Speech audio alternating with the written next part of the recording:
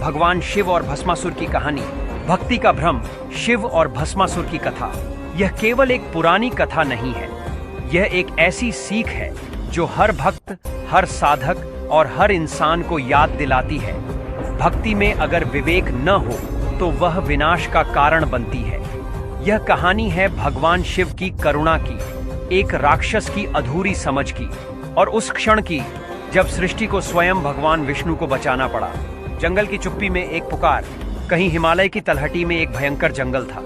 वहां न कोई मनुष्य था, न कोई नगर, केवल चुप्पी थी और हवाओं की सरसराहट। इसी जंगल में बैठा था एक तपस्वी, भस्मासुर, राक्षसों की जाति का, परंतु किसी मनुष्य से कम न। वह जानता था कि शक्ति पाने के लिए तप ही एकमात्र मार्ग है। दिन रात बिना जल, बिना अन्न, वह एक ही मंत्र का जाप करता रहता। ओम नमः शिवाय, ओम नमः शिवाय। साल बीत गए, उसके शरीर पर कांटे उगाए, आंखें गड्ढों में धंस गईं, होंठ सूख कर काले पड़ गए, लेकिन उसकी तपस्या न डिगी। एक दिन पूरे ब्रह्मांड में कंपन हुआ। कैलाश पर्वत पर ध्यानमग्न भगवान शिव की आंखें खुली। उनकी आंखों में करुणा थी, सच्चा तप, सच्ची भक्ति उन्हें हमेशा खींच लाती थी। वरदान, एक दुर्भाग्य की शुरुआत। भगवान शिव भस्मासुर के सामने प्रकट हुए। उनके रूप का तेज इतना प्रबल था कि जंगल में उजाला हो गया। शिव बोले, वत्स, तेरी भक्ति से मैं प्रसन्न हूं, वर मांगो। भस्मासुर की आंखों में चमक आ गई। उसने हाथ जोड़कर कहा, भगवन, मुझे ऐसा वरदान दो कि मैं जिसके सिर पर हाथ रखूं वह भस्म हो जाए। शिव कुछ क्षण रुके। उनका हृदय थोड़ा कांपा, परंतु वो भोलेनाथ थे। जिनकी भक्ति सच्ची हो उसे वो मना नहीं करते। उन्होंने वरदान दे दिया। तथास्तु। वरदान देते ही शिव अंतर्धान हो गए, लेकिन उन्हें यह आभास न था कि ये करुणा एक दिन उनकी ही परीक्षा बन जाएगी। अहंकार का अंकुर। भस्मासुर के चेहरे पर अब शांति नहीं, बल्कि पागलपन था। वह जोर से हंसा। उसकी हंसी से आसमान गूंज उठा। अब मैं अमर हूं, वह चिल्लाया। कुछ ही क्षणों में वह पृथ्वी पर आतंक बन गया। राजाओं को, ब्राह्मणों को, योगियों को, वह सबको धमकाने लगा। यदि मेरा कहा नहीं मानोगे तो मैं तुम्हें भस्म कर दूंगा। अब भक्ति पीछे छूट गई थी। वरदान उसकी शक्ति नहीं, उसका नशा बन चुका था। और फिर एक दिन उसने सोचा, अगर मैं शिव को ही भस्म कर दूं तो मैं ही सबसे बड़ा देवता बन जाऊंगा। भागते भगवान शिव समाधि में थे। भस्मासुर ने अचानक उन पर आक्रमण कर दिया। शिव, आज तुम्हें ही भस्म करूंगा, तभी मेरी सत्ता सर्वोच्च होगी। शिव चौंके। उन्हें यह धोखा न सोचा था, लेकिन अब देर हो चुकी थी। वे भागने लगे।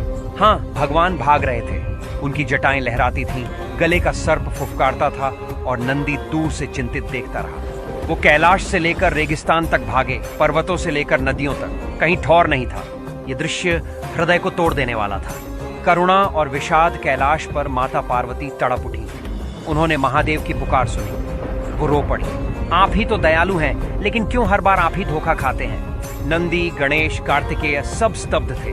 भगवान शिव की करुणा आज उनके दुख का कारण बन गई थी। देवताओं ने ब्रह्मा से सहायता मांगी, लेकिन ब्रह्मा बोले, ये संकट किसी ब्रह्मा या इंद्र का नहीं, ये तो केवल विष्णु ही सुलझा सकते हैं। मोहिनी का चमत्कार।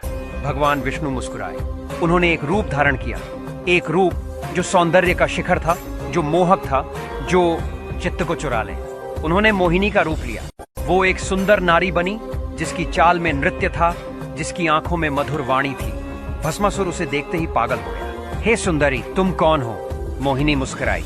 मैं एक अप्सरा हूं, पर मैं केवल उसी से विवाह करती हूं जो मेरे जैसा नृत्य कर सके। भस्मासुर हंसा। नृत्य, वो भी मेरे लिए सरल है। विनाश की विनती। मोहिनी नाचने लगी। उसकी अंगुलियां आकाश की ओर उठी, उसकी कमर झुकी और उसके चरण थिरकते रहे। भस्मासुर भी साथ साथ नाचने लगा। मोहिनी ने एक विशेष मुद्रा में सिर पर हाथ रखा। यह अंतिम मुद्रा है, इसे दोहराओ। भस्मासुर ने बिना सोचे अपने सिर पर हाथ रख दिया। धड़ाम, एक तेज गूंज के साथ वह वहीं भस्म हो गया। शिव की आंखें भर आईं। भगवान शिव सामने आए। उन्होंने मोहिनी रूपी विष्णु को प्रणाम किया। आपने एक बार फिर ब्रह्मांड को बचाया, लेकिन क्या आप जानते हैं, मेरा हृदय टूटा है। विष्णु बोले, क्यों प्रभु? शिव की आंखें नम थीं, क्योंकि जिसे मैंने अपने हृदय से वरदान दिया, उसी को मैंने अपने ही हाथों मिटते देखा।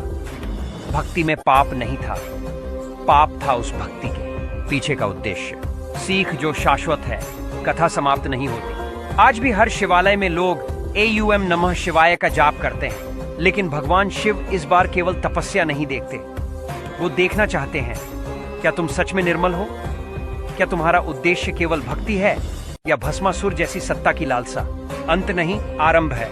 भक्ति केवल भगवान को पाने का माध्यम नहीं, स्वयं को समझने का एक तरीका है। शिव ने सिखाया, मैं तुम्हें सब दूंगा, पर पहले ये जान लो कि तुम उसे संभाल भी पाओगे या नहीं। भस्मासुर मर गया, लेकिन आज भी हर इंसान के भीतर कहीं ना कहीं वह लालसा जीवित है। सच्चा भक्त वही है जो शक्ति नहीं, शिव की करुणा को मांगे। ये गद्दी वीडियो आपको पसंद आया हो तो वीडियो को लाइक और चैनल को सब्सक्राइब जरूर करें।